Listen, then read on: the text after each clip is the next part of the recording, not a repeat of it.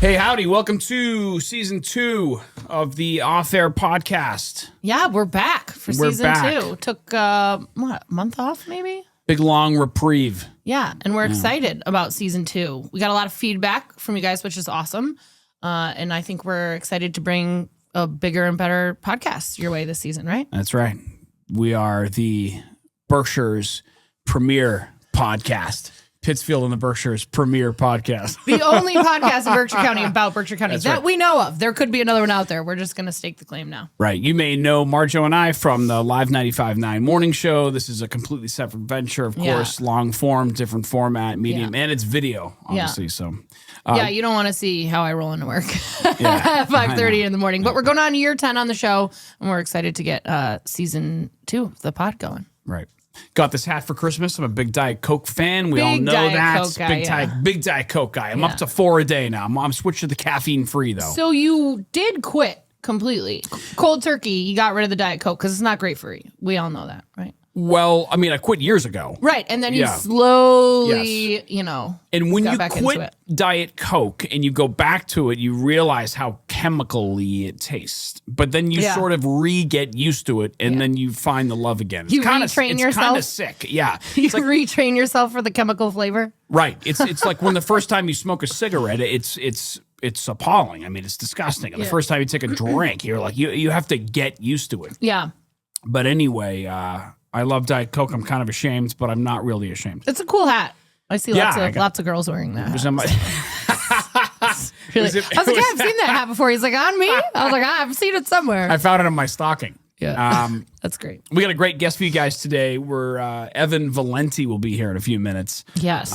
He is on North Street at Valenti's Clothing for Men and Women. He is a co-host and producer of the Celtic Beat podcast on the CLNS network. We're going to be talking about all things happening in town. I think we should get into your wardrobe. I wore green for Evan today. Oh. Big Celtics fan, yeah. Oh, I see. Oh, that's Why? nice. What's, very nice. No, nothing else. He's just an expert on it. We got lots See a lot of women wear it? So, well, go ahead. Go ahead. Well, no, I wanted to say that I wanted to start off that, our friend Raiche had posted some pretty heartbreaking news on her social media page, Instagram. Yeah. I mean, she's live, but, she's at the turning. Did you just say she's alive? Yeah. Well, I that wasn't the heartbreaking news. She wasn't. Yeah, she's alive and well. Yeah. She wasn't posting about her death on Facebook. No. Oh God. She and Teddy Swims are no longer. Raiche grew up right here in Pittsfield and was an aspiring pop star and went to the high school in Lenox, I believe, but. She ended up hooking up with Teddy Swims, who's, a big deal. He's a big pop star. Yeah. And they had a baby together. Yeah. And according to her Instagram page, they are no longer in a relationship. And throughout postpartum, she miscarried. Yeah. So that was sad to read. Yeah, it was nice. It's hard to share personal things like that with people, and especially when you're, even in the public eye, on the level that she is, it's tough. So we're definitely thinking of her, and sounds like she's getting through it, and that's life, right? I mean, lots of people go through the same thing, so very relatable. How is your juice cleanse? Oh, yeah. So we're filming this podcast at 7:05 p.m., which is probably the latest we've filmed. Right. And I don't have a Red Bull or a martini. Right. You're not drunk or high. Yes. And those are two things I would normally probably be by now. Yeah. And even if I weren't, I would be having a drink while we're filming, but I'm currently not because I'm doing this 5-day raw generation juice cleanse. So it's been 3 days of no food, 6 juices a day, and I'm surprisingly not that hungry. The only thing is your energy level is definitely depleted. I think there's certain plant proteins you can have outside of the juices and certain plants and fruits and vegetables you can have. And I think I'm going to have to do that because I did a 5-mile walk yesterday and I skied today and I just need a little more sustenance. And I want to go to the gym. You're really not supposed to work out on it, but I'm going to crank some edamame, some chickpeas and try to hit the gym tomorrow. So I'm excited to see how it goes. You're Jiminy? Yeah. I skied at Jiminy today. Yeah, Jiminy. And you fell and smashed your head? Oh, worst fall I've ever had. With a helmet, yeah? Yeah. Oh, yeah. I always wear a helmet. So did you sort of have your skis come off from under you and I just hit fall a little back on your head? I just hit a little bit of ice, came around the corner hot, tried to save it, just fell backwards, knocked the back of my head. So a little bit of a headache. But that's Oh, okay. you do have a headache. Just a little bit. I'm gonna be all right. Stars. Did you see Stars? No, I was just so concerned about like getting myself up and collecting my belongings, a little bit of a yard sale, trying to find my skis and stuff like that. I was by myself too, so When Anthony hit his head playing Lanesboro football, Jackie said he saw stars. I thought that you actually saw stars, like the shape of a star. And Jackie was like, I'm picturing like a cartoon. Like, you like a moron, or like if, the answer is yes. Yes, like this, like the cartoon, Yes. or like the Tweety bird going around. No, not that bad, but all right. Well, we're excited to. So that's the state of mind I'm in here. I have no food, no alcohol. Right.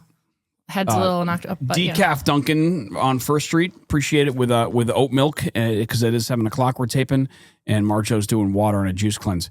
I want to welcome to the podcast Evan Valenti, everybody. Hey guys. What's happening? I just find it funny that the difference between you two, you got the guy that's hopped up on Diet Coke and you're on a juice cleanse. You couldn't be any more different there. I love that. And on a normal day, I would be drinking, you know what I mean? Like Slater and I are very opposite in a lot of ways, which is, I think, maybe why the show has been working for 10 years, which is insane to think. I love it. I just think it's funny that we start off with like, I've just been rifling through Diet Coke. Yeah. Yep. And you're like, I haven't anything but juice in 3 days. That's where we're at. One's very caffeinated, the other is not.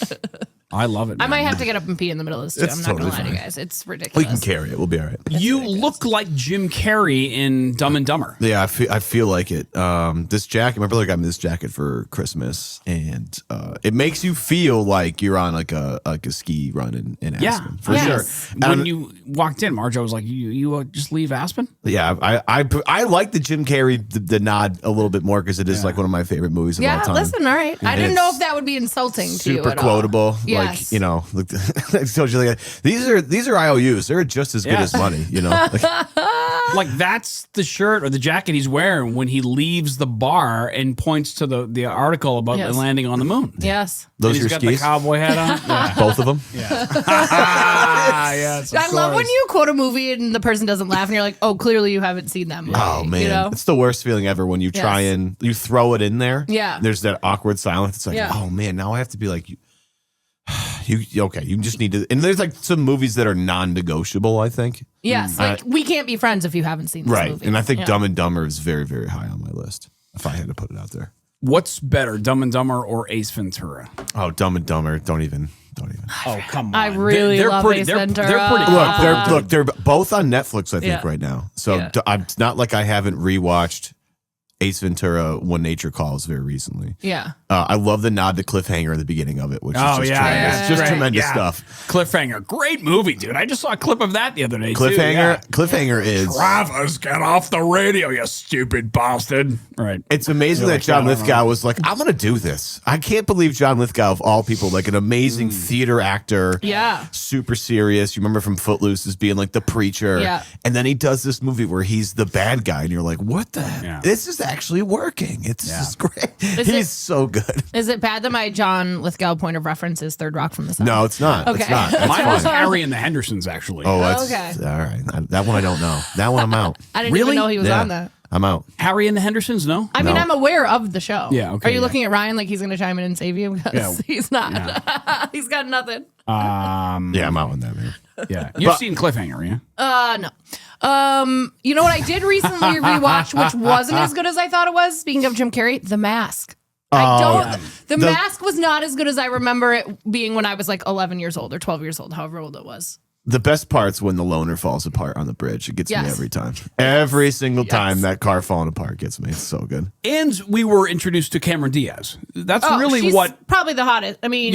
yes. She was... Smoking hot in that movie. If you, I mean, when it came out when I was 13. I mean, she still looks fantastic now. But yes. in that movie, she was... Yeah, she was smoking. I mean, really? Peak. I was very, very young at that time, but if I remember correctly from... But that was a quote. It is. I know, but you tried to do it like Jim Carrey. Yeah, I know. Yeah. Go ahead. I just remember, I think the vibe at the time was like, she shows up and everybody's like, who the hell is this? And you're like, it's like, she comes out in that red dress in the bank, and she's like soaking wet from the rain, and you're like, what is this? Is this a kid's movie? What is going on right now? What is this? This is supposed to be a kid's, but it's not. But it is a classic. I will say, does it hold up? Probably. I don't know. I haven't watched it recently. It was still good. I mean, I probably was high. I still chuckled, but I just don't remember it being like as fantastic as last time I saw it was when it originally came out. But. So, and then Cable Guy was wicked underrated, I thought. That's a Ben Stiller directed movie. Yeah. I mean, really great. He was just on the Stern Show, or he was on the Stern Show over the last couple of years, I think, talking about how he wanted Chris Farley in that role. Oh, man. And not Jim Carrey. Imagine what a different movie that would have been. Way wilder. Yeah.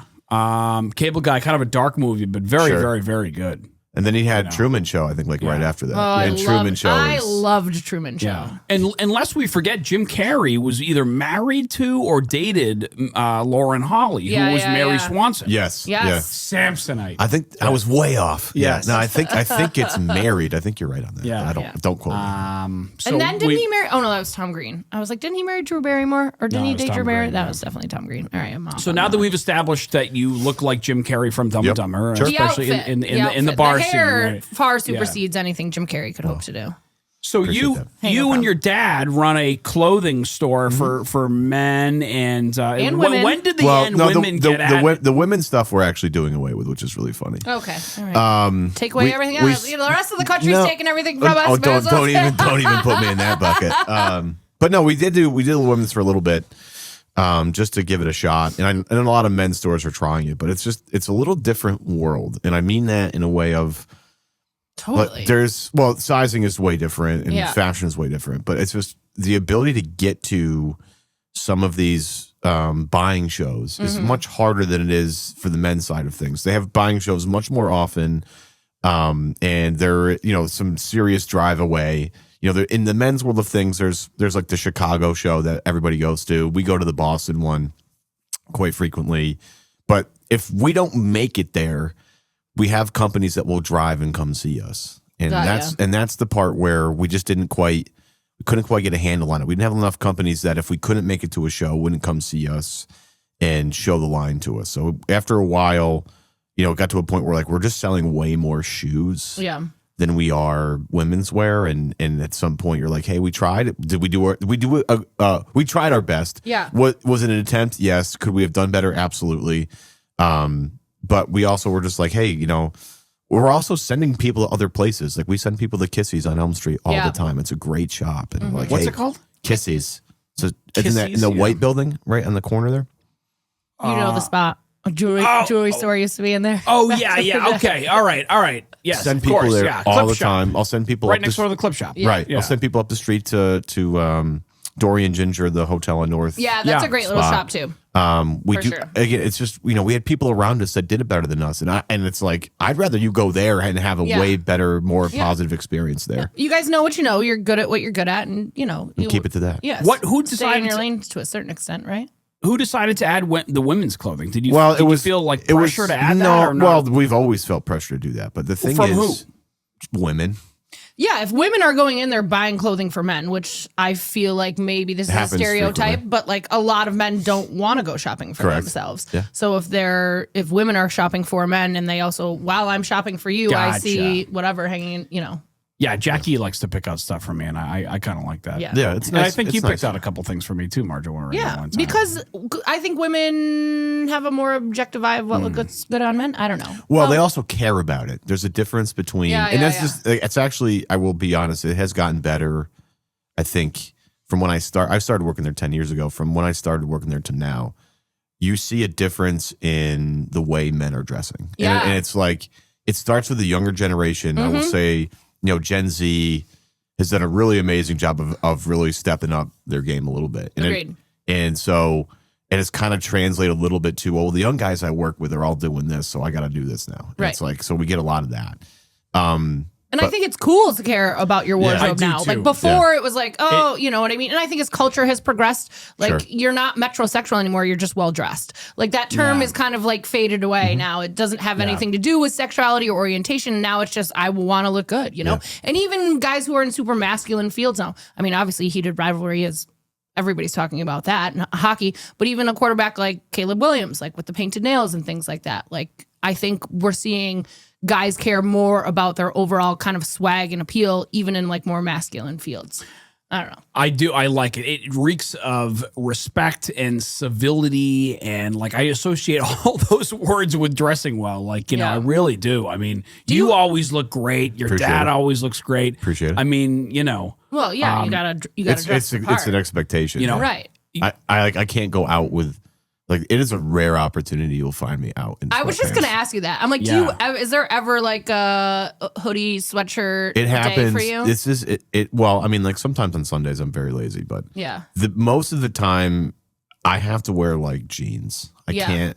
It's a rare. It has to be. It's a very specific time. It's either early in the morning on Sunday morning or late at night on a weekday when I'm cooking, where I forgot something. Yeah. Oh, and you got to. And I just got to go, and I'll put like a hat on, and I'll throw like I just don't. I want to look. Please don't. I don't want to see anyone. I want to look unrecognizable when I go to the store because I don't want people to be like, "Dude, you have an entire store and you're wearing sweatpants and a hoodie and like a beanie and like." It's like I don't want to go to a hairdresser whose hair looks a hot mess. I'm like, ugh. You know what I mean? You want your clothing store owner to. You got to look nice. Yeah, it's part of the gig.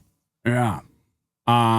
What's a great seller for you guys? I mean, are the button-down shirts, slacks, like jeans? I mean, you guys have jeans in there. You guys had like a bomber coat in there once. Yeah, I was like, this thing looks dope, dude. Yeah, we've done so. Like, it just depends on.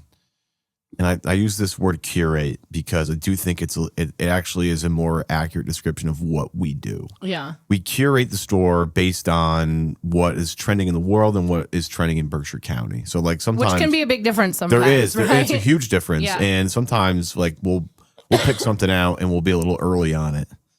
And it won't sell this year, but it'll sell next year. Mm-hmm. Sometimes you see something where I see like a ribbed long sleeve polo like sweater.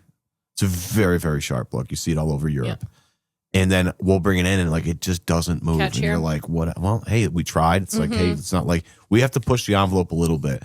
I'll say like the casual go-to is like a pair of like chinos, various different colors, like a cotton pant that you can be dressed up or dressed down. Buy that with some sort of like sport coat blazer sort of thing. Yeah. And that has like kind of become the casual uniform that a guy can wear to the office. He can wear it to dinner afterwards. He can throw a tie on with it and then take it off after work's done when he wants to go to the bar and be a little more casual. Like it's got that. If I had to tell you anything, that's probably been the biggest growth of my business has been the casual cotton pant and then fun sport coats. Yeah. And things with a little personality. Yeah, it's not just like a solid blue blazer that everybody has. It's got to have a little something else to it. And every guy's a little bit different. Some guys like loud things. Some guys don't like so much loud things. But we try and buy, when it comes to like stuff like that, we try and have like core items that anybody off the street could try on and walk out of here and be comfortable. Like we have this. Green has become a huge color for men, like especially in sport coats. Like a dark green or like a light green? Forest green. Okay, gotcha. It's like a little darker because it's a little bit more like 365 days a year color. Yeah. Like light green, like once you get out of like May, June, July, August, like if people are like, what are you doing? Like light green in January, February. Yeah, it's not Nantucket. You know what I mean? It's a little different. Yeah. But like different strokes for different folks. There's also that. But it's like, so we have this like dark green check. It's got some brown, some gray, some blue, some green in it. We call it a pants eater because it goes with so many things, including blue jeans, right? So you have stuff like that. But then sometimes we'll buy, like we had this like lavender and blue plaid sport coat. It was beautiful. It's made from, it's like super 130s wool, so it's a really nice wool count. It's made in Montreal, Canada. The fabric comes from Italy, but we only buy like 3 of those. I don't want like 20 of that coat walking around because it kind of devalues how special the item is. Totally. So for us in that sort of regard, it's like, yeah, we got to have like that bomber jacket that you're talking about. We have 2 at the shop right now. It's a made in America leather bomber jacket from a company called Shop. And what Shop does is they do a lot of military inspired things, and they also do things for the military. And this particular jacket, it's your typical heavy leather bomber on the outside, but the inside has a map of Europe on it. And it was a map that you would find in the original bomber jackets there would be a map on the inside of your jacket. So if you got shot down and you had to parachute your way to the ground, you would be able to find somebody, like, where am I? And then figure out where your safe zones are. They'd be highlighted. So you have stuff That's like wild. Interesting. It's a really cool piece of history, and we've had several versions of it. But this one's like really kind of cool because it has that map feature on the inside. Yeah. And for me, it's like it's not only a cool piece, it also has a story to it. And that's a conversation piece. Like the kind of guy who wears that is going out talking to people at the bar. There's a story behind it. He wants to talk about it. It's like you have watch guys that wear like fun watches.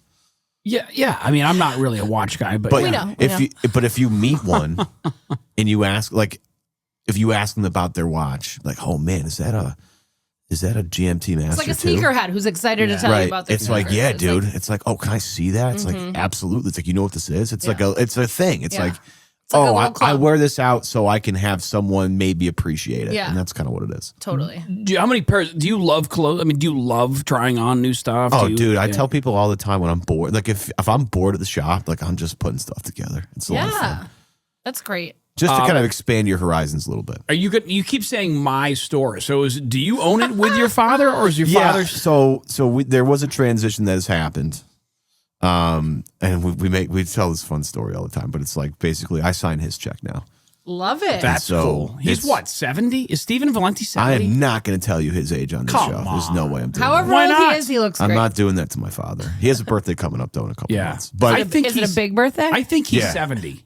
He looks great. You're in the ballpark. I'll tell you that. I think he told me one time. Yeah, he probably He's did. definitely not in his 60s. Oh, if I was him, I would brag about it. Yeah, he looks tremendous. I don't know. And it's funny is like he doesn't have. I always be like, Dad, what's your skincare routine? Like, what's going on? And he doesn't. It's like literally nothing. It's I like, know. Don't you hate that? It's like nothing. It's like, dude. Well, I just hope I got the hair, so I'm hopeful that the aging gene that he has, that I just grabbed that too, and it's like, man, I don't know what you're doing, but dude, great. Like, is it the red wine that you drink? And it's not like he drinks a ton of red wine, but like if he had to pick something, that's his thing. He loves red wine. He seems like a happy guy too. I would describe him currently as ecstatic. Look, my parents are wonderful people. There's no question about it. But my parents are also like in this stage of their life where they're really just living their best lives. It's like my parents still work. So it's not like they don't work or anything. They go out, they do their thing. Probably more freedom than they have They do. They have two kids who stayed local and have hung their shingles. My brother down in GB with his architecture business and me running the shop here in Pittsfield.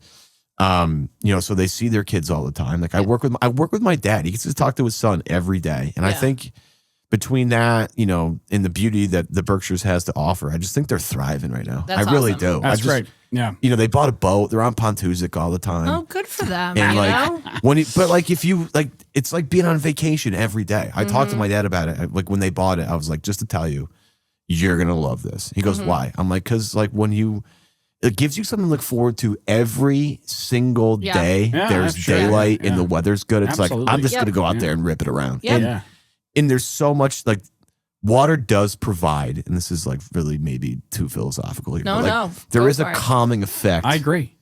To water. And like people that live on the lakes, they're like, life's awesome. Like, are you kidding me? I wake up every day. Because you live like you feel like you're on vacation every day when you get up in the morning and this, sun's rising and it's beautiful out there. I feel that way even skiing this afternoon. I just getting out on the mountain for 2 hours after work. I don't feel like I feel like I'm on vacation. Where'd you get the boat? Where I think he got it through Scott Graves of the Rusty Anchor. I think. Oh yeah. If I had to guess. Yeah. I think I'm pretty positive that's how it went down. He's got a on Route 7 there. Yeah. Viaggio? Is that the name? That's the name of the boat. I know what's going on. Yeah, him and Rick Store are buddies. They both drive out together. It's cute. It's adorable. They're funny. How is being downtown? Lots of conversation about downtown Pittsfield in the past local election cycle and everything like that. And I'm a big proponent of saying I don't think Pittsfield is dealing with anything that cities similar to Pittsfield are also dealing with. I hate the narrative that, it's Pittsfield. Oh, that's Pittsfield for you. I hate that narrative. I think it's lazy. That being said, you have to recognize that there's some problems downtown. How is having a downtown business for you guys right now? I think. Oh man, how do I want to do this? Transparently, honestly. Well, no, look, and I'm not trying to be this person. There are certain places in downtown Pittsfield that are destination places. Like people go to Car Hardware because they got to go there. Right. They need something. Right. There. Yeah. You go to the Beacon movie theater because you want to go because you're going to the movies. Yeah. Right. You go to Hotel North because they have a steakhouse restaurant inside the restaurant. You're going to Paul Rich and Son because you need some furniture. You need the best furniture. Like you're going to the Y because X, Y, and Z. Like there are destination places in Pittsfield. I'd like to think that we're one of those particular places. I mean, there's everybody. I mean, there's Patrick's. There's just so many. Bomb Shack Vintage. Yeah. Shout out Jake, my guy. I love Jake. Love him. Oh my God, I love Great shop. Franklin's Barbershop. Franklin's. Oh, my dad gets lined up at Franklin's all the time. He loved it. He loves it there. Yeah. And my guys at Mr. Barber too. It's like Robert who works for me. He goes down there. We spread it around. You can just walk into Franklin's. That's the best place. You can walk. You can walk into Mr. Barber too. It's not like you can't, but it's look. We got a lot going on. I'm not. And they got hot plates. They're gonna do cocktails now. And I love Sarah and Mike. They're wonderful people. Yeah. There's a lot. I like that you phrase it this way. Downtown Pittsfield has a ton to offer. It does. And what upsets me is when, yes, you're right. We have some issues. Of course, a lot of downtowns in cities and towns around the United States and Massachusetts have issues. We all do. But there's a lot of things that downtown Pittsfield offers. Like we have the arcade over on Tyler Street. That's a great addition to this area. That's wonderful. I'm so pumped. I hope it does well. I hope people are filing in there like crazy. It's a great thing for kids. We do have a lot to offer. The one thing I'll say is there were a lot of really great conversations. I think that happened over the summer about some of the issues down here. And were they tough? Were they complicated? Were they spirited? There's no question about it. Anybody that watched those meetings on Pittsfield Access or Facebook later on or whatever, there was a lot of passion in that room. Yeah. But what I think got lost out of that, because we've now since I don't know where some of these issues have gone. Here's what I'll say. I believe this. There are enough people in this community that are smart and caring and have enough chutzpah, I guess, to get together and solve some of these issues. But I don't think that we're really going all the way with it. And it does bother me because some of the meetings that we had in the summer, I was able to meet some people that didn't know who I was, didn't know who my father was, and were able to form some relationships and some connections. Mm-hmm. And I'm very happy that we went to these meetings.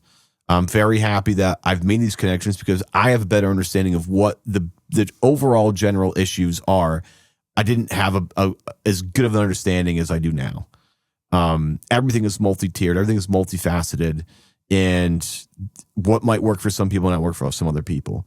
But if we were able to channel all the passion we had in July and June and August and keep that going, then I think we could have some serious solutions to some things. But that's a lot of I don't know if it's passion. I just don't know where the issues went. Well, I think a lot of it had to do with the election cycle coming up. I mean, a lot of people who are running for city council, or that was impending. Yeah. I think a lot of folks who are running for city council had a lot of thoughts about downtown and the camping ban and things like that. So I think it was a big topic of conversation because of that. But I agree, it does seem to have where's it now? It went down to the health department and now. Yeah. Oh, I think that was the last thing. I haven't heard anything about it since. Tell me specifically what's happening in front of your store. Well, judgment. I mean, these are just things that are happening. And it's not everybody. The first thing I want to point out is not everybody. It's a small group of people that are causing some disturbances in downtown Pittsfield. That is a fact. Yeah. I've caught. Yeah. I can't tell you. I've caught people. Mm-hmm. But it's not doing what. Oh boy! Are they defecating in your front door? Not defecating, but urinating. Sure. Okay. Are they urinating on the carpet? Yeah. They're urinating on the carpet of your store? No, of the entryway. Entryway of the entryway of the store. I know people. I mean, again, I haven't had to clean up any defecation at all yet. Right. But I'm not saying that other people. I know other people have. All you can do is speak on what you particularly. Right. We've had people doing all different sorts of drugs, whether it's shooting up with heroin, smoking a joint. Well, that one I don't care about. But like if you smoke crack or do cocaine or like all like heroin, all these things, like all of that stuff happens. I have it on camera. Yeah. I've caught so many people, and I go outside, I'm like, hey man, I'm going to tell you right now, you got to get out of here. Because if you're not out of here now, I have you on camera and the police are right over there. And do they leave? They do. Yeah, but you don't feel bad about that, do you? I feel bad in terms of like I can't believe this person's life has come to this particular stop. Yeah, that's sure. I'm with you. But I don't feel bad about trying asking to make them to leave. No, I don't. And, Okay, and I do it in a both pretty. things can be. And I say, very look, true. you're either moving for me or you're moving for the cops. You Yeah. get to pick which one it is. Like You're you allowed- can't hang around in front of my business Right. and do drugs, dude. But That's- you're or also, urinate. But you're Right. also allowed to ask them to leave in a polite, humane. This is another human being who God knows why they're in the circumstances they're in. You know, like you can do that in such a way that still is as respectful as you can be, but also protective of your business. I mean, that's your Yeah. family's livelihood. You Right. know? Yeah. And it's not just me. It's George the soda chef. It's the new music school downstairs. We Yeah. do everything we possibly can do to control. We can control. Right. And if I need to make things safer for people around me, then I'm going to. But at Yeah. the same time, it's not like I don't have compassion for the Yeah. people that are Yeah. out there either, Yeah. which I think at a certain point in time got lost in some of the conversations. It's like, Agreed. no, like we do care about these people, but you know, there are certain things that we have to do. The only thing, like if I'm going to be really honest here, there's clearly not enough resources for people, or they're not getting access to these resources. Like something's getting tripped up with the homeless situation in downtown Pittsfield. And what bothers me is that if there's not these resources for these people, like 'cause some people need mental health stuff, some people need addiction stuff, some people need both, some people need house. I mean, there's so many different complex issues that make up what we have. Yeah. That it's hard to pinpoint one thing or another, but it just seems to me that these people that need help aren't getting the help they actually need, and we're kind of pushing under the rug. Do they want help? That's the other part, is maybe some people don't. And I had a conversation with a gentleman who came into our store after there was an article in the Berkshire Eagle about the homeless situation, and there was a quote for me in it, and sometimes like quotes lack nuance and they lack Of course. Sure, Context. context and yeah, things. of course. But this guy came in and was like, look, you have to understand. He goes, I got help. I was a mess.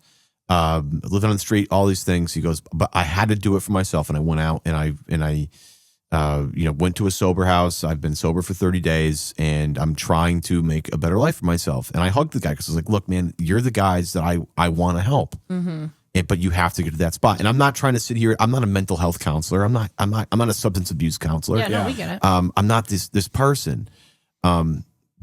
Maybe we don't have enough of those people around. I don't know the answer to that question. That's above my pay grade. Yeah. But I can tell you, as someone who works down here and lives down here, that it doesn't feel. Does it feel like it to you guys that people are getting the help that they really need? It doesn't feel like it to me. No, I think there's obviously still. I mean, you see it. You know, I did a bunch of Christmas shopping downtown, and coming out of Jake's shop. You know, you see right in front of you. So obviously there's not enough help. But I also don't not go downtown because I feel unsafe. I don't ever feel unsafe. Do I feel uncomfortable sometimes? Sure. But there's a big difference between feeling uncomfortable because you're looking at a homeless person on this, or unhoused person, however you want to refer to, on the side of the street, doesn't make me feel unsafe. Like I don't think random acts of violence and crime are occurring downtown. So it doesn't deter me from going downtown, but I know lots of people who it does. Yeah. So I think that might be part of the issue too, is just, you know, it makes people uncomfortable. Yeah, I agree with Marjo. I don't feel unsafe. But I do, but it is uncomfortable. But maybe if I had a small child with me and somebody kept harassing me for money, I'm sure there's circumstances where people have, but I can only speak for myself, and I still like going downtown. Right. And there's two parts of North Street. There's the end near White Terrace, and then there's the Park Square end, and there's somewhere in the middle. I mean, there just is. Yeah. In terms of, uncomfortability level. Sure. I mean. But at the same time, it's like, it's not like, again, there's not these issues in other cities in America, but it's just one of these things where the perception has gotten to the point where, like you said, it's like people feel it's like, but do you come down here all the time? Do you not shop down here because of certain issues? But like, it's or do you not shop bad. downtown because you go on Amazon and you go to TJ Maxx? Right. Do you know what I mean? Like you have to look at the real reason as to like, is that really the reason why you're not going downtown? I don't know. Like, who do I patronize on North Street? The Beacon Cinema. Right. Car Hardware. Duh. Frankie's haircut place. Yeah. Franklin's Barbershop. Stephen Franklin's Valenti, Barbershop. for men. Stephen, he's a frequent customer. Yeah. Flyer. I mean, I wouldn't say frequent, but you know, I'll give when it you to need you. it. Well, I don't think you're. Well, to be fair, But- I don't think you're frequently buying men's dress clothing. clothes. Yeah. You know, I mean, or even- I perceive you as a dress clothes. I got place. stuff like what you have on. By the way. But this is Target, and it's $33. Or I can go to TJ Maxx and get a quarter zip or a half zip for breaking his heart, right? for $20. Yeah, it's killing me. But the quality, fast fashion's a polluter, right? yeah. But not really. but if I've got to go to a wedding or I DJ'd a few weddings over the summertime, Sure. boom, you're my stop with the non-iron, white shirts or whatever. Or, and then Steven will always say, your father will always be like, oh, well, you need slacks, or you got shoulders so big that a tailor can't fit you. Yeah, he actually said he was shaped like a upside down clothing hanger. I believe was or the direct shoes. quote from you, Dad. Yeah, shoes. Or shoes. And then I'll bounce over and I'll see the bomber jacket. So like, has it ever gotten to the point where you guys have talked about moving from downtown? We considered it for a very brief amount of time. And then the we answer bought was no, because why?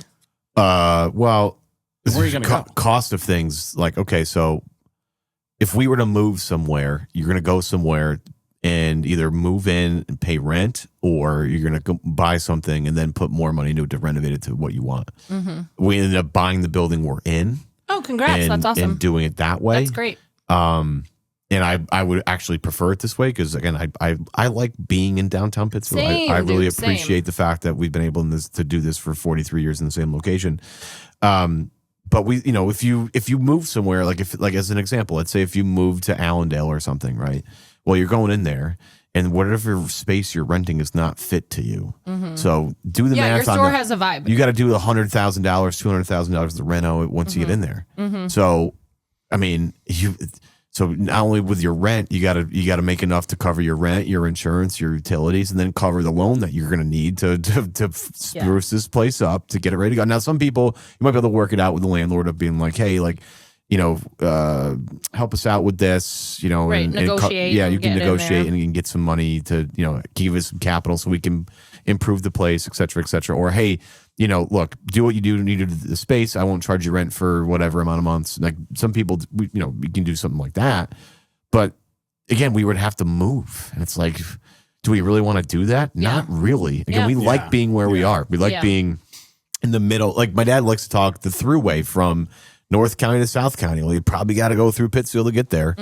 And, if you're traveling from Williamstown and you need to go to the movie theater, or you're going to go to, if you're having a night out, it's like, well, we'll stop at, go to District real quick, grab a cocktail, and then we'll go to the Beacon. And then after that, we can probably hit Patrick's, grab a late night bite, and then we can go home. You know what I mean? Like, I love that. I still do that. And I'm not deterred by parking, and I'm not deterred by, anything. I just don't, I think it needs, people need help, but I don't think it's the detriment of downtown Pittsfield. And listen, I don't own a business downtown. I know people who have moved their businesses from North Street to other areas.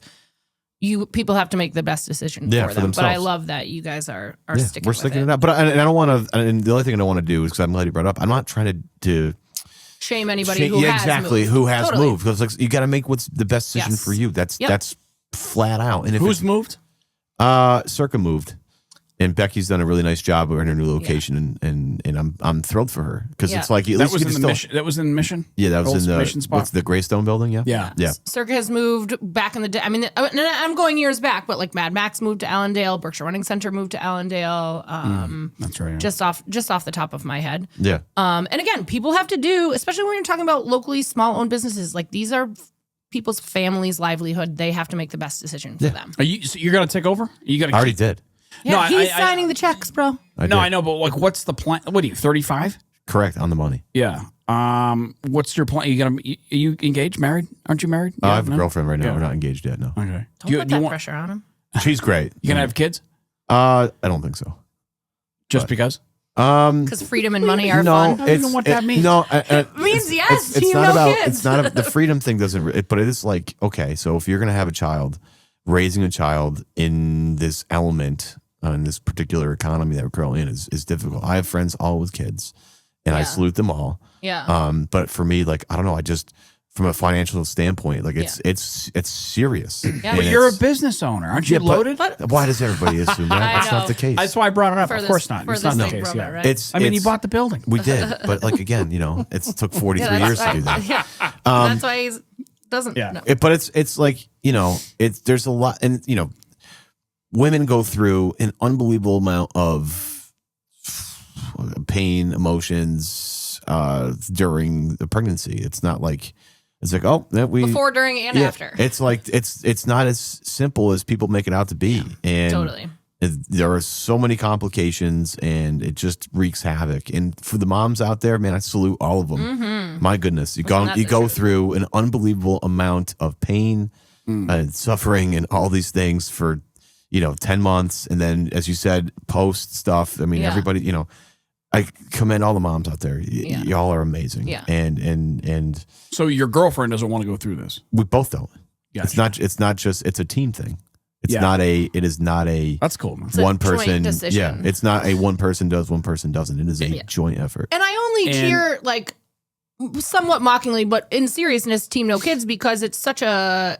I just get sick of people asking why you don't have kids or why you don't want kids. Like the trend is changing. I think more and more people, especially of my generation and maybe a little bit younger, are choosing to live without kids. And it's always such a, well, why not? Like the human race is going to survive without, the people having kids at the same rate they're going to. Like that's not the be all and end all. And biologically, maybe the meaning of life is to procreate, but like, that's not the meaning of my life. That might not be the meaning of their lives. Yeah. Like, well, how did your dad feel about it? Because you just boasted about how great a relationship you have with your father. Well, it's more about, my parents have always made a point of do what makes you happy in life. Yeah. There was never any pressure from either of my parents to take over the family business. There's great. never been that pressure. yeah. And it is very much hey man, like we want you to be successful in life. We care about you. Whatever makes you happy makes us happy. Yeah, whatever version of success that is for you. And so it's one of these things where, we're all as a group on the same page. Yeah. Now, and like, not going to lie to you, having a dog has made, like my mom loves being a grandmother to a dog. There's a word for that I can't quite. Dog grandma? Dog grandma, I guess. Yeah. It's just, and she gets so much joy and satisfaction out of that. Like she has my dog like right now. They went on vacation and she didn't spend 5 days with my dog. So now she has to come back and hang out with the dog. And so, is it the same? No, obviously not. Having a child is significantly more complicated, complex. all these Sure, things. of course. But it does kind of scratch that, grandmotherly agree like, with you sort more. of itch that she might have. Does your brother have kids? No, Is he going to have kids? I don't know. I'm not going to speak for my brother. I'll tell you that right now. Do you guys get? You guys close? Oh, Mike and I, we text all the time. Mike, he's not. Oh, he's in Barrington. well, his business is in Barrington, but he lives in Pittsfield. Okay, and you live in Pittsfield too? Yeah. He's older. Yeah. Gotcha. People 4 years. are also having kids later and later, so it doesn't Yeah. mean you don't Right. have time to change your mind. I know people have changed their mind and then had kids in their 40s, and I think they're crazy. But again, But that's beautiful do too. you. There's nothing wrong with that Exactly. either. So like, Couldn't agree more. no, but Mike and I have an amazing relationship. We live very close to each other, which is very, very helpful. I was very jealous of him. He got to go to the Patriots game on Sunday. Yeah. And I Oh, could not. I was at the nice. wedding expo. Yeah. But like they're not. I would have bagged the wedding expo. Well, for I could not. playoffs, I I'm could not. gonna not. lie I to could you. not. I'm not going to do that to my staff. But the thing was, we were out at. I think we were at Moe's, and I was like, "Hey man, like, what do you want for Christmas?" He goes, "Dude, whatever." And I was like, because we've done this before in the past. He's like, "You just want to buy each other sporting event tickets for Yes, the for- experience. for Christmas?" And I was like, "Yeah, man, let's just do that." He goes, I was like, the Pats are kind of on a heater right now. Why don't we just like save up for some Pats tickets? So I did offer to him. I said, "Hey, I can't go Sunday. It's killing me, but like if you are gonna go, I'll pay for you to go as like I owe you." And he was like, No, dude, I'll take care of that. Like let's maybe like World Cup tickets. We'll go to the World Cup or something. Yeah. And I was like, all right, yeah, sure, whatever. Like, but you're right. It's the experience stuff. We want to create experiences with each other because You look, have enough shackets. You have enough, whatever you're buying. I'd rather just hang out with them, yes, and do it's something. And it's we used to do this all the time. We used to do, like, I think I bought us tickets to the Paul Pierce KG reunion game at the Garden when they came back as members of the Brooklyn Nets. It was the first time they went back to the Garden. And I was like, dude, we are going to that game. I mean, we're going to go. I don't care like what the get-in price is. We're going to get there. We saw Lob City with the Clippers. We went to the AFC Championship. We went to the Deflategate game. Yeah. No kidding. Where they played the Colts and they were, I tell everybody, the Patriots would have won with a hockey puck. Didn't matter what they were playing with that day. It was not going to matter. But we went to that game together. Similar thing. Like we've changed it over the years. We've done like scotch. We've done that a little bit. Yeah. But that comes and goes. Right? Yeah. That we're just gonna have a couple of drinks together, whatever. But we have favored the. I remember Mike one time did a funny thing. He did this like what's the Showcase Showdown with like what's the Bob Barker show? Price is Right. Yeah. So he did this thing with me and my mom. And he was like, I have 2 gifts here, and I'm gonna let Mom pick which one it is. I'm gonna give a little description of each one, but you get to pick which one it is. And I ended up getting a Roomba, which ruled. I was like, those are great. This is great, especially if you have a dog. But we're super close. He's a great role model for me too. He fuels me. Like I don't know if he knows this. I probably told him this. But like his success fuels my success a little bit. Like I look at him and I'm like, see what he's doing. We got to be doing some of that. Like we got to. I can still push myself. I can still push myself to do something. Do you want to run Valenti's for the next 30 years? Yeah, I mean, I think 30 would be good. We'll see what happens after that. Like you see sustainability, you see longevity, you see customer base, you see generations coming. Oh, good. I have my reasons for that. I would keep to myself, but I do think that this business will keep going on. Why do you want to keep it to yourself? Because I don't want to sound arrogant, and I'm not. No, are you kidding me? Have you met us? We talk about ourselves for a living. So that's what this is for. No, I'll say this. Like, please. One of the things that we do that keeps people around and coming back is the customer service part of what we do. It is top notch. Totally. I will say that. That is, you got the tape measure on. It's the biggest part. And we talk about this constantly with our staff. It's like, this is the reason why. The reason why people come here is because you can walk to the door and turn your brain off as a guy. And I'll just be like, where are you going? What do you need? And be like, hey, I'm going to this place. I don't know what. It's like, there's a great Seinfeld joke. I talk about this all the time. Where he's like, I went to my mechanic the other day. He told me he knew Johnson rod. And I was like, slap one of those bad boys on there. Like, you know what that is. I have no, like, you go to the mechanic and I'm like, I don't know, dude. I feel like the mechanic's always taking me for a ride. I have no idea. But like a lot of guys come in and they don't know what to do. Yeah. And so. What do you mean what to do? Like, they don't even know where to start. I'm going to this event. I don't know what to wear. The invite said black tie cow or whatever. You know? Well, those descriptions are getting wilder and wilder now. Yeah. But they'll come in and say, the Pinterest boards that come with people's wedding invites out. Don't get me started on that. Anyway, go ahead. Pinterest has ruined weddings. Anyway, hot take. But no, it's like one of these things where, like, hey, I'm going to a wedding, and I'm not quite sure what I need to wear. I'm like, well, where is your wedding? Well, I'm going to New York City. I'm like, well, you're gonna have to wear a black tux, my guy. That is. Yeah. That's the expectation. Yeah. And what I'm not going to do is send you to Manhattan. We're going to go to some fancy thing. Yeah. And you're going to look like some guy who fell off the turnoff truck. Like, that's just not going to happen. You're going to look like you belong at this wedding. Black tux is standard in Manhattan for weddings right now, or always has been? I think it's an expectation that if you go to a nicer wedding in the New York region, that the expectation is you should look very, very. But you're also not going to send somebody to Blue Meadows in a tux looking like a douche. Well, like, you know what I mean. If that's what the bride and groom want, I will do that. But like, if it said that, if it's specified, but like, oh, hey man, I have a job interview coming up. What do I need to do? Yeah, I get that all the time. It's like, well, what do you have? Yeah.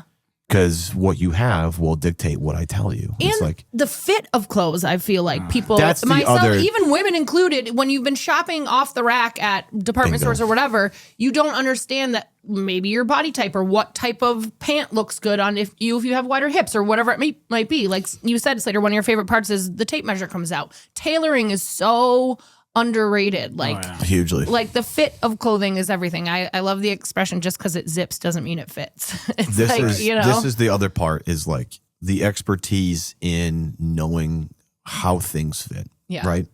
So a lot of times comes up more in like custom wear when I do like made to measure stuff. But it's like I do try and put you in clothing so that you understand what the feeling of this is going to feel like. But at the end of the day, it is me sitting there measuring, and sending those measurements to a company to make you something. And then when it comes in, the feeling you have of something that actually truly fits you better than anything that I could possibly do off the rack for the most part is a huge, like, oh my goodness, these guys are amazing. Like I have a couple people. I have one client who wears a lot of my custom wear all over the place, and he's a tremendous guy. And he's like, I walked in the store in New York City. I walked in this Keaton store, which is a really high end store. And the guy saw me in one of the blazers that you've made me, one of the sport coats you made me, and he came over and said, oh, you must have gotten that here. And he goes, no, I have a little shop up in Pittsfield, Massachusetts that makes all my stuff. And the guy was like blown away that that this looked. It was Laura Piana's the name of a really high end fabric maker. Like their stuff is insane. Like some of their like outerwear pieces sell for $10,000. Like there's just ridiculous. But they sell their fabric. It's a great way. It's a great dual stream of revenue they got going on. They'll sell their fabric companies. And so somebody like Jack Victor that I work with, they'll buy their fabric, and then I can make you a made-to-measure custom jacket based on that fabric. And people that work in higher-end stores around the country will see the label and say, wow, that is a really nice piece. Where'd you get that? And the fact that they'll say Steve Valenti's in Pittsfield, Massachusetts. Pop open the jacket. Is your little patch on there? You'll see expressly made for so and so, and there'll be a little label. Then there'll be the map of Massachusetts. Hey, with our little as custom as you want. Safe. That's actually a really good. I should in all of my custom stuff should be the map of Massachusetts and just a star where the store is. Yeah, like, I love it. You like this? So if you get dropped out of a plane, I'm not gonna lie to you. That's brilliant. I never thought of that. Yeah. Can we swear in this podcast? Can I swear? Yes. Is that cool? I was going to say, shit, that's a great idea. Yeah. That is a tremendous idea. Is there anything worse than an ill-fitting suit on a guy? Oh, it's awful. It's like there's no bigger turnoff. And I understand that not everybody understands fashion. Not everybody has the means to be, you know what I mean? But like there's nothing worse than like the pants are too baggy. You're talking about an era now where that's kind of becoming popular. I have like fought the baggier 80s suits. I have fought this. Yes. So the oversized look is coming back. Yeah. And I think there are certain instances where the oversized, even for women's clothes too. No doubt. It's all across the map. It's all across the board. And there are moments in time where like if you want to wear a pair of like oversized jeans, I totally get it. You're trying to be cool, edgy, whatever. That's fine. What bothers me is like I'll watch Pedro Pascal go to the Oscars in a Xenia tuxedo, and I'm like, dude, man, that doesn't look good. I'm like, you're Pedro Pascal. Yeah. Like, you're a really handsome dude, and you're wearing pants that, like, are literally to the floor. Yeah. I can fit, like, both of my legs through one pant leg. Like, the jacket shoulders are hanging. I'm like, no. There's a time and place for oversized, but, like, in really tailored clothing, like, in tuxedo stuff like that drives me up a wall. Yeah. Drives me crazy. And there are certain bespoke tailors around the world that like feature this. And I just, every time I see it, I look at it and I'll be like, I love the fact that they have a reasoning for why they make things a certain way. I just don't agree with the reasoning, but I appreciate the fact that you have a way to like explain why that fits that way. Yeah. The first suit I got from you in 2017-ish was a gray pinstripe. Yep. The second one was a blue. You're in a good spot. All right, what's next? Black is back. Black is back, huh? Well, he's saying for your particular I meant wardrobe. Like if you're going to a wedding on the lake house in Lanesboro this summer, what are the guys wearing for suits? Is it a mix? Is it tan? Yeah, if somebody walked, is it the Obama tan suit? No, not a ton of that. But I can do that. But if I had someone come in and, hey man, I got to go to a wedding at the lake house this year. And I was like, what is the dress code? And he's like, well, they're what the bride. Because I'll even go, what are the groomsmen wearing? Because like that'll give you some kind of hint as to like how elevated what not to wear. Oh, I see. I am not going to send. Let's say Slater comes in. He's like, I'm going to this wedding, man. I'm like, okay, what are the groomsmen wearing? He's like, they're all wearing navy. I'm not going to send you in a navy suit. True. I do usually if I'm close enough with the bride coming up to their wedding. I do. I'm not sending you in that because I don't want you to blend in with like let's say like. They get their suits from Tux Express down the street, right? And they're all wearing navy. Well, I don't want to make it look like you're trying to like copy them, but like no, like they get to be special and be different. I will guide you in a different direction. Like I'm going to probably put you in a gray suit because gray's an excellent color. But let's say what color shirt? Depends. I mean, again, I'm a big white shirt guy Yeah, I to like a wedding. white too, yeah. It's a fresh, crisp white shirt because I can do like any tie ever with it. But, let's say like, I got one of those at home, looking for something a little different. It's like, okay, well, what shade of gray is it? Is it light gray or is it dark gray? Because if it's a darker gray suit, I'll probably go light blue or a lavender or something lighter, right? What's like a definite no? What's like a big fashion faux pas? 26? Again, it's 2026. We're throwing a lot of things out the window. Even like in some people do it. I don't do it. I have a very specific way to do it if I were to do it. But like some people do the brown shoes with black pants sort of look. I like brown and black together. So certain shades. Can I show you something? Please. Okay. It's the only way I will. Black pants, brown shoes. You said. Yeah, it's the only way I'm going to do this. And I like black and brown. I wish my bag was over here. You're going to see. Like camel and black together. I love. Is that a no-no? Again, I don't like it. A lot of people do it, but I do have a way to pull this off in my closet because you got to have a couple of things. So if you zoom in, you gotta have a couple. My jacket is a brown and black checkered dinner jacket. So I wear. Okay, what's the difference between a dinner jacket and a regular jacket? It's satin. Oh. So wow! You can faintly see it. Right, and so my girlfriend's wearing a brown dress, so I could pull it in that way. Oh, she's beautiful. Oh, I appreciate that. Do you want to zoom in on the suit jacket? So in that case, because I have the connection to brown in the jacket already, I can go to the brown shoes, brown watch, brown belt, and make it work that way. And that's not too matchy to pull the brown because the brown is subtle enough. Because that looks clean. Yeah. It does. It does. Yeah, it looks good, man. It's clean. Looks like I just get annoyed when people are obsessed with like the matchiness of things. Like it's looks like you should be drinking like a Kahlua. Oh no! I want to have like a scotch and like a dry cigar. martini is what I was going to say. I would do a dry martini. A Kahlua. Kahlua. You can tell Slater good drinking. I don't know what outfit goes with drinking Kahlua, but it ain't that jacket. Maybe what I'm wearing right now. Colors. Yeah. What I'm wearing right now is maybe more of a Kahlua. I don't know, like a muumuu and a caftan and if I had a white Russian, Russian, we'll put a robe on and I'll be the dude from like the dude Big a little Lebowski. bit, yeah. Little Jim Carrey, little dude. We're gonna bring this back to the movie thing that we were doing earlier. Full circle, baby. We love it. But like guys do it and it's fine. Like I'm not gonna, I'll be honest with you. Wear what makes you happy. I'm thrilled that you're dressing up. Yeah. And the other thing I'll tell you is this, and I tell this to everybody, and it doesn't matter if it's a man, woman, anything, anybody. It doesn't matter to me. Whatever you wear in life, wear with confidence. Yeah. If you do not wear something confidently, it will show in your face and in your attitude. In your face. Okay? No, it will. I'll tell you right now, every guy I work with makes a face within 0.3 seconds of putting something on. And I will know based off what you do in the mirror, I will know exactly how you feel about it. Just the 0.3 seconds of you seeing your reflection in the mirror, I will know whether, and if I have to pivot or not. Sometimes it's like, oh, he kind of likes it. He's thinking about it. It might not be his favorite thing right now. I got to show him some other stuff.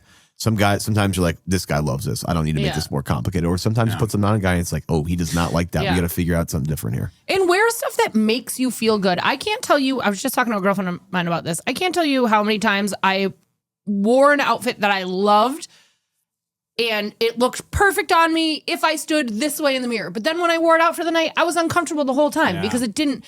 Like when you feel good in your clothes and you don't have to worry about the outfit, you don't have to worry about tugging down this or whatever. Like it's a real thing. Yeah, the clothes can really just elevate your confidence. We use a Deion Sanders quote all the time. Yes, I know. Hit it. Okay.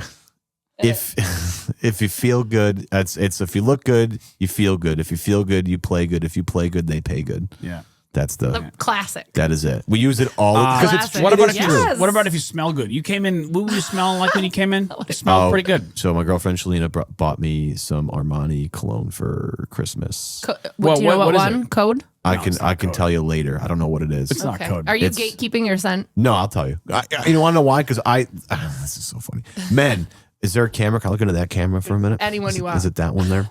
Men, do you want a real big hint? Put some cologne on. You'd be surprised what a good smelling man will do. It will literally turn my head. I promise you. I literally will turn. I've gone out to bars and stuff where I used to wear this stuff. It's in Zara. It's called the Most Wanted. It comes in a 6-shooter. I'm not gatekeeping. You can find it at Ulta. I'm not even kidding with you. Go out and buy it. I had so many women go, what are you wearing right now? And I would go, your boyfriend can buy this at Ulta. Enzaro? It's called Enzaro. It's called the Most Wanted. It comes in a 6-shooter, like a revolver.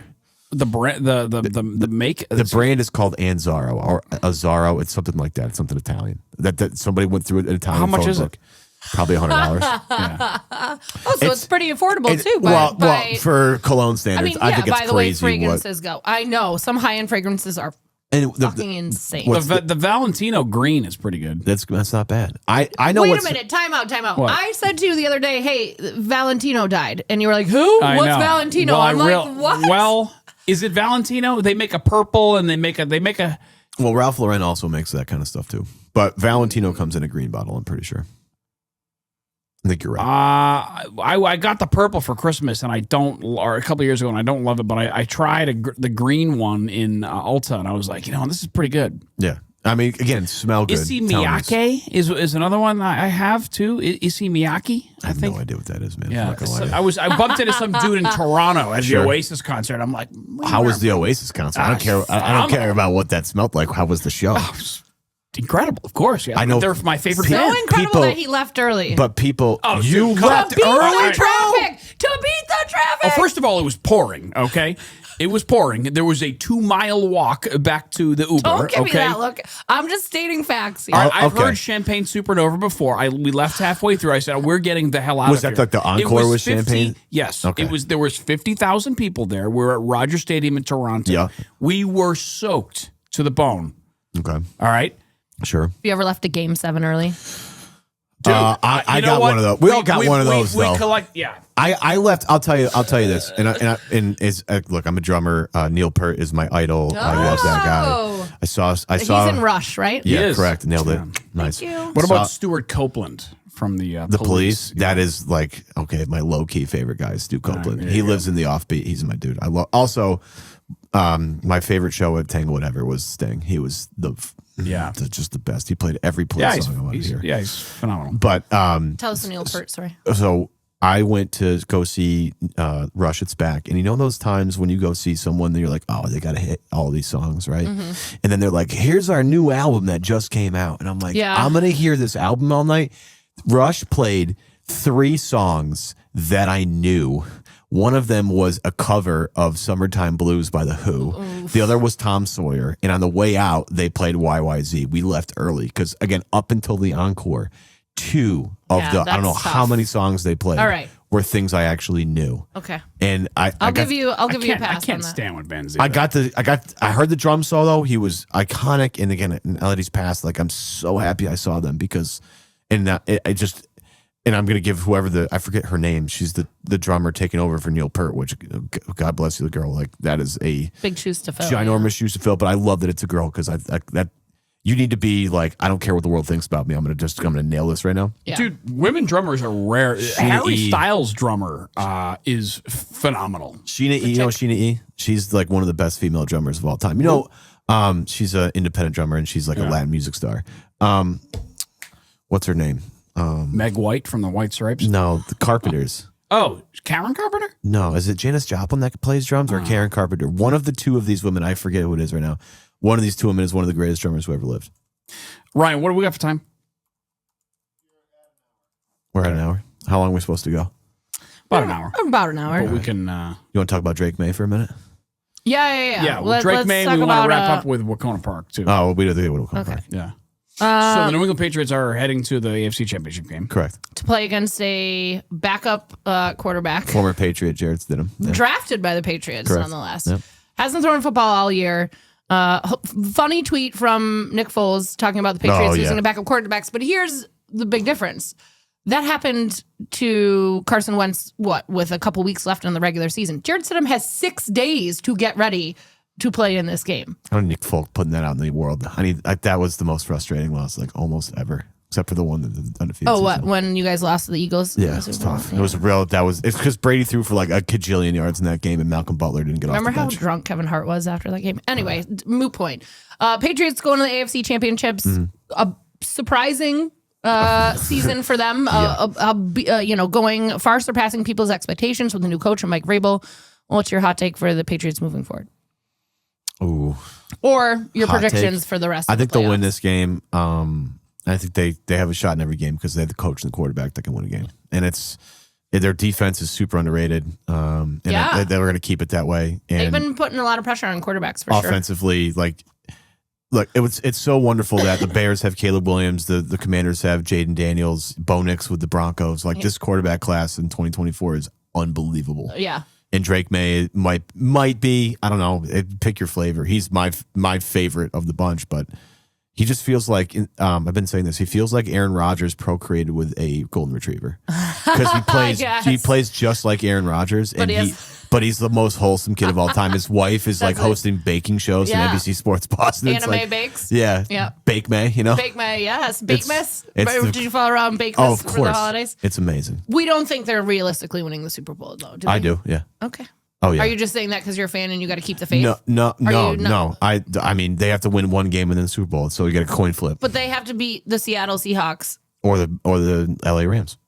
But probably more likely the Seattle Seahawks. I don't agree with that. Okay. The controversial call in the Bills Broncos game. Cook's catch. Yes.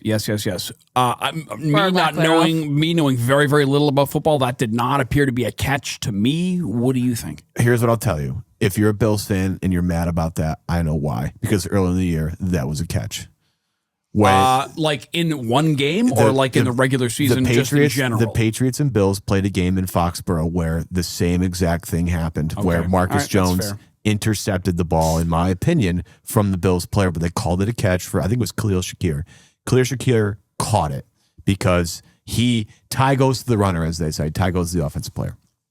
So if you're a Bills fan and you're like, well, 3 months ago, that was a catch, I'm not going to argue with the guy because that was right, because that's right. They called it a catch 3 months ago. And they decided, this is what gets people mad about the NFL, they're not consistent. And if you're a Bills fan and you feel cheated a little bit, are you a Bills fan? No, I just said the same exact thing Monday on the show. If you're a Bills fan and you feel cheated out of a game because that play call went your way 2 months ago and didn't, I totally get it. Totally I do push back a little bit on and at the time I agreed with the comparison, but I do push back a little bit on the comparison of the catch call from the LA game that Devontae Adams had that got ruled a catch. Yeah. Similar situation. I agree with you. I think the inconsistency is what frustrates people and the actual wording of the catch. Des caught it. I'll just go back to Des Bryant. He caught that. That was a catch. Yeah. And Did I just tell you I was a Cowboys fan? Are you a Cowboys fan? Des caught it for sure, 100%. I say that with not even knowing you were a Cowboys fan. Yeah. But it's one of these things where there has to be. I love this saying. It's like, if you were to poll 20 people at a bar, what would they think? And if they think it's a catch, you should probably call it a catch. Yeah. But like, we don't know anymore. We have no idea. Another tremendous tweet from Joe Burrow. The amount of people that don't understand what a catch is in the rule book flabbergasts me. And it's not the officials. The two plays yesterday, this was obviously Monday of this week, were not difficult calls, and they got them both right. I like this tweet just because he uses the word flabbergasts. But underrated. Yeah. You want to get to Wahconah Park real quick? Yes, we do. Yeah. Okay. Wahconah Park in Pittsfield, Massachusetts, one of Massachusetts, or the world's oldest baseball parks. Yeah, is that true? Yeah, no, it's pretty old. It's pretty up there. Yeah, it's one of the only. I'm not a Wahconah Park historian, but it's way up there. Yeah, it's up there. I do know that it is only one one of two west-facing baseball parks in the city. That actually, I happen to be on the Wahconah Park committee, which is. I don't even know what we are at this point. But in the beginning, there was this big public survey, and the response was really, really good. People were very passionate about it. Huge public response, and people actually really liked the sun delay. They liked the fact that it made the stadium unique. There's really no way to turn the stadium on that plot of land that it's currently on to change the direction anyway without buying other surrounding properties, which was off the table. But anyway, this new version now just came out in the Berkshire Eagle this morning of an even more kind of pared down vision of what Wahconah Park could be. Yeah, it's tough. Right. So the city of Pittsfield deemed it unsafe in 22. They've been hemming and hawing. They had a makeshift bleachers there for a couple of seasons just to keep baseball going, and then we haven't had it in the last 2 years. It's going to be demolished this spring. It's going to cost $875,000 to take it down, and then they thought about a $30 million plan. Then it was 25. Now it seems to be settled at 17.5. Yeah, I mean the 30 was never really realistic. I think we paired it. I mean, these design teams give you 3 scenarios to start with. Your dream scenario of what you could have if money was not an object, what is kind of a middle of the road, and what's a real pared down. And we kind of started to pick out stuff that we didn't think that the stadium needed. But this is by far like the most basic version. Right. This is 1,100 seats, 700 bleachers seats in 2 sort of temporary looking buildings in front of the grandstand. One is concessions and bathrooms. The other one is concession and equipment or power utilities or something. Like the big missing component here is locker rooms. There is no locker room plan. Yeah, unless we're misunderstanding the Berkshire Eagle, it says to further reduce costs, the revised proposal eliminates permanent locker rooms and offices included in the earlier design. The project team said that they will look into whether temporary locker rooms could be installed in the future, potentially along the third baseline. I don't understand how locker rooms are not. I don't know how you have a temporary locker room. I know. You gotta have them. I feel like your $15 million is still a boatload of money, and if you're a taxpayer and you're seeing that price tag, and then we get this what I think looks to be pretty underwhelming. I don't know, but I also want baseball to have a place here. Oh, I get it. It's such a rich area for baseball too. I mean, you talk to people that have been here a long time, and they all have like, oh yeah, I saw Greg Maddux at Wahconah Park. And I'm like, Greg Maddux, like holy cow. I mean, if you go back to Don Orsillo started here. Well, I was at those Mets games, and AJ Burnett was on those teams. He played for the Yankees and the Pirates. I think he won a ring with the Yankees. I might be wrong on that, but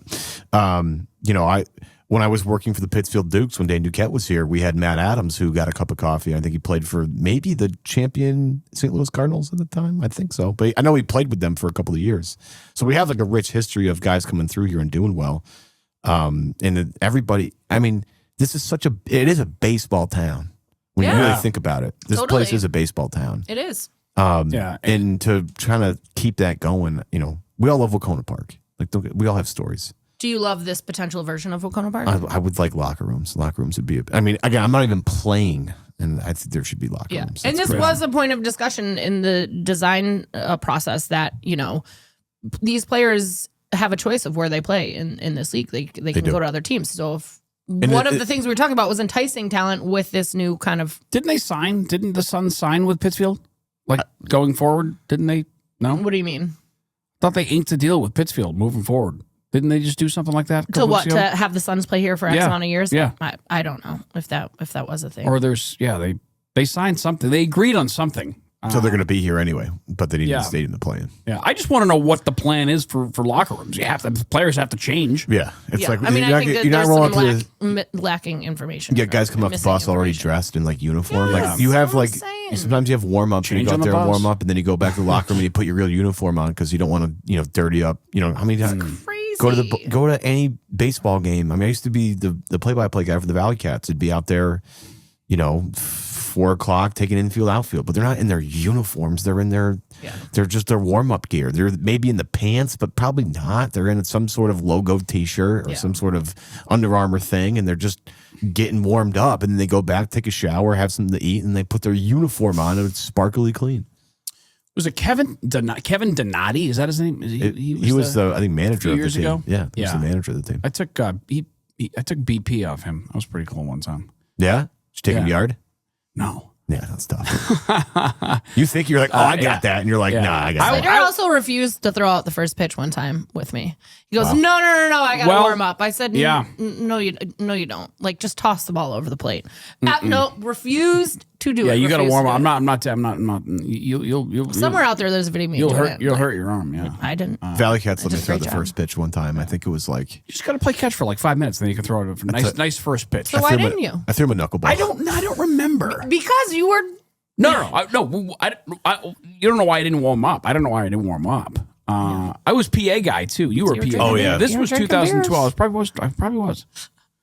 I was drinking beer and throwing out the I used to do the PA guy. I used to do the PA and then until like the 7th inning, and then I was like, I got home. Oh no, I was all 9 innings. And PJ Hunt used to take over for There was a guy working out of what's the name of the school? It's like Mid-Atlantic School. That's gonna bother me. His name was Mike Radomski, and Mike was the play-by-play guy for the Dukes at the time that I was doing the PA announcing. Mike has since passed, and but like was a kind of a guy on the rise a little bit. But what was really cool about Mike is I was like 17 years old, and I was just trying to do whatever I could do to like just get in front of a microphone to talk. And he goes, "Hey man, do you want to switch jobs for a couple of innings?" And I was like, "Are you serious?" He was like, "Come on over here, take my headset. Like you can figure this out, and I'll take over the PA duties for a while." And like Mike obviously does not know this, family does not know this, but it really meant a lot to me that day. I took that with me for a while. And so then when some of my classmates at Syracuse worked with him and he had passed, I was like, you got to be kidding me. And they're like, how do you know Mike? I'm like, Mike was the first guy of anybody to give me a chance to actually do play-by-play. It was for the Pittsfield Dukes, and I don't even remember who they were playing, but Matt Adams hit one off the batter's eye in dead center field. And I remember being totally like lost for words, being like, that guy just hit the furthest ball I've ever seen anybody hit in my life in the stadium. Like to hit that batter's eyes 400 feet from the plate and to do it with a wooden bat, I was like blown away. Then since then, I've watched many, many other further home runs than that. Like I watched a guy in Joe Bruno Stadium hit one. Marcelo Ozuna hit one literally out of the stadium. He hit it over the video board in left field, which is like 30 feet in the air, and it cleared the grounds crew shed. And I remember asking that next day, I'm like, did I hit the top of the roof or did it clear the whole thing? He goes, it cleared the whole thing. So I stood out there to where the ball was. I'm like, this guy hit this thing 500 something feet. I'm like, how do you even? Balls of juice, man. This is minor league baseball. Corked bat, balls of juice. I couldn't even believe it. I was like, people hit the ball this for us. It's ridiculous. Well, it's been a pleasure getting. This is the best. Yeah, thanks for hanging out with us. This is the first time we've done this. Yeah. It is, yeah. Evan Valenti, everybody. Valenti's Clothing for Men. Plus, check out the podcast, Celtic Beat, on the CLNS network. Thanks. Appreciate it. Love you. Crushed it. Love you. Mean it.